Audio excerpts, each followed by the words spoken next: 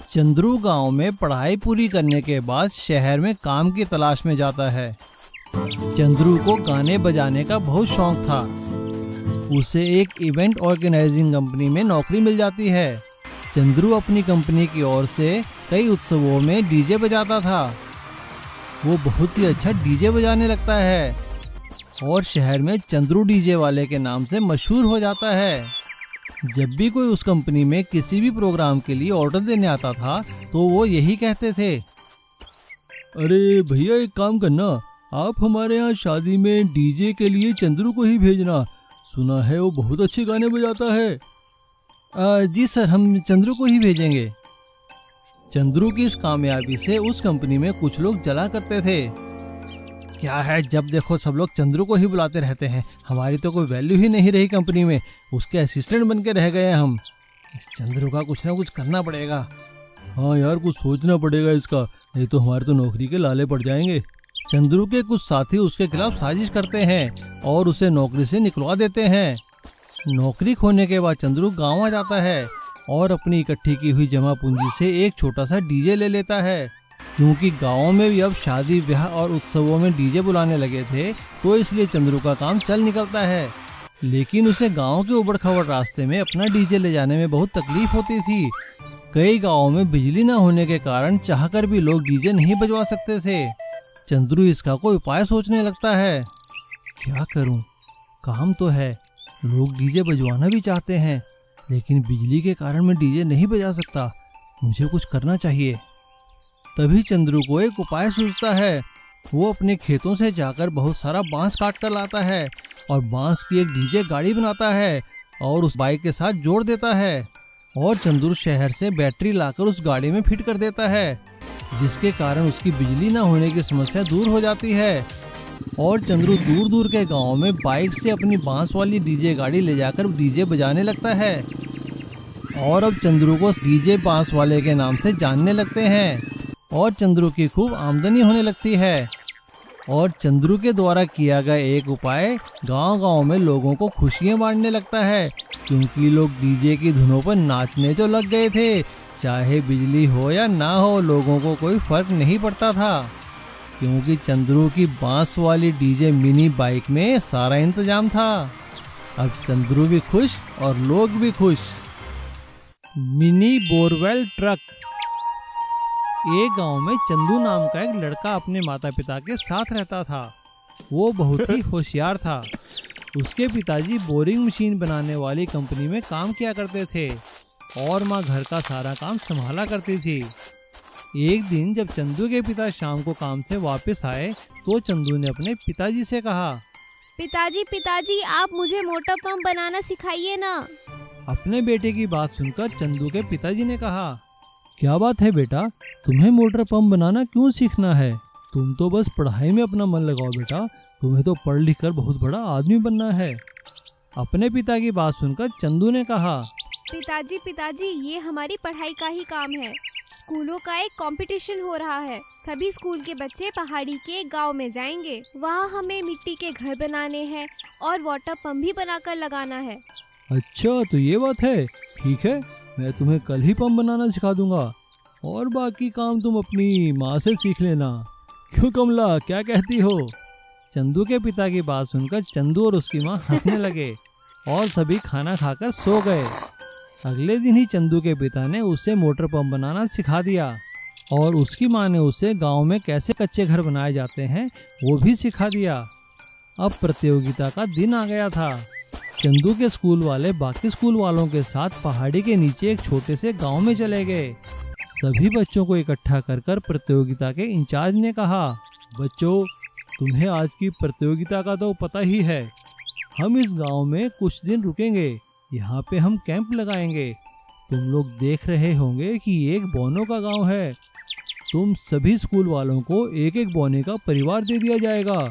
तुम्हें उनके घर रिपेयर करने हैं और उनके लिए पानी की व्यवस्था करने के लिए पंप बनाना है। जिस स्कूल का बच्चा सबसे अच्छा घर और तेज पंप बनाएगा उसे ही इनाम दिया जाएगा। अगले दिन सभी बच्चों को एक एक बोने का परिवार दे दिया जाता है। चंदू अपने काम में उसी दिन से लग जाता है। वो उनके लिए अपनी माँ द्वारा सिखाए गए तरीके से एक बहुत ही अच्छा घर बनाता है और अपने पिता के बताए हुए तरीकों से एक बहुत ही अच्छा मोटर पंप भी बना देता है, जिससे बहुत तेज और साफ पानी निकलने लगता है। ये देखकर उस परिवार का मुखिया चंदू का धन्यवाद करता है। चंदू, तुम्हारा बनाया घर तो बहुत अच्छा है। पूरे गांव में सबसे अच्छा घर हमारा ही लग रहा है। और देखो तो कितना अच्छा और साफ पानी निकल रहा है। तुम्हारा बहुत बहुत धन्यवाद चंदू। मुझे पता है फर्स्ट प्राइज तो तुम्हें ही मिलेगा। और कैंप के आखिरी दिन सभी प्रतियोगियों को इनाम दिया जाता है। प्रतियोगिता के इंचार्ज इनाम की घोषणा करते हैं। आप सभी बच्चों ने काफी अच्छा काम किया है, लेकिन सबसे अच्छा घर और पंप तो चंदू ने बनाया है, इसलिए चंदू के स्कूल को प्रथम इनाम दिया जाता है। चंदू के बनाए हुए पंप ने न केवल एक परिवार की बल्कि पूरे गांव की पानी की समस्या खत्म कर दी है। तुम्हारा बहुत बहुत धन्यवाद चंदू।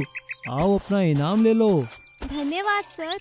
चंदू अपना इनाम लेकर बहुत खुश होता है और घर आकर बड़ी खुशी से अपना इनाम दिखाकर अपने माता पिता से कहता है, माँ, पिताजी, देखो देखो, आपके सिखाए हुए गुणों के कारण ही मैं आज पुरस्कार जीत पाया हूँ।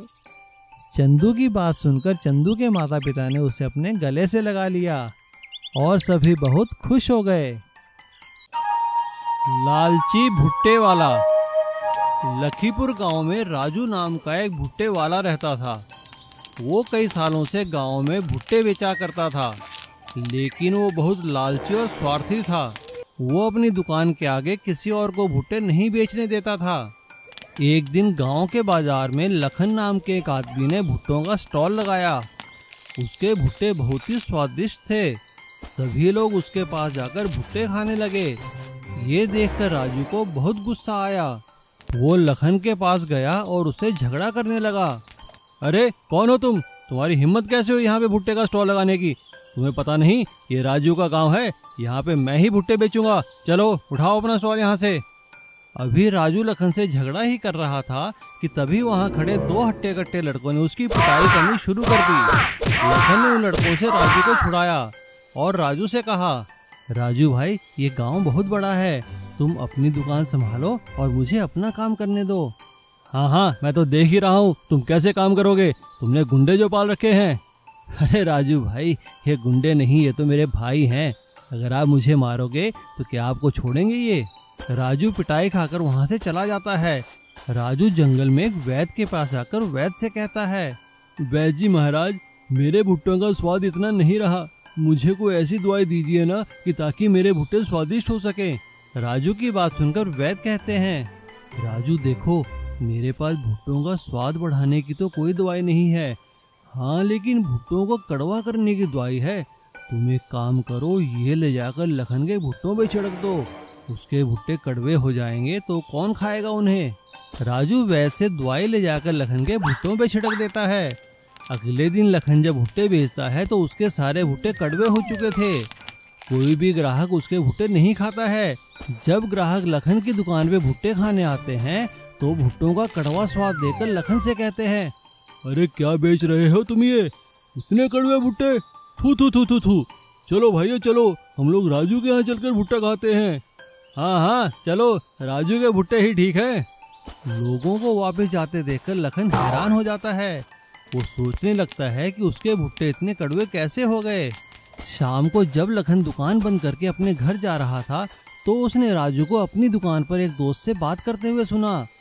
राजू अपने दोस्त को वैद्य वाली सारी बात बता रहा था। लखन ने चुपचाप उनकी बात को रिकॉर्ड कर लिया और अगले दिन सुबह उसने गांव के बाजार में वो वीडियो चला दिया। सभी लोगों को राजू की चाल का पता चल गया और लोगों ने राजू की दुकान को बंद करवा दिया। लोगों की नाराजगी और वीडियो का सच देखकर राजू को अपनी गलती का एहसास हुआ। उसने लखन और गांव वालों से माफी मांगी और गांव का बाजार छोड़कर जाने लगा।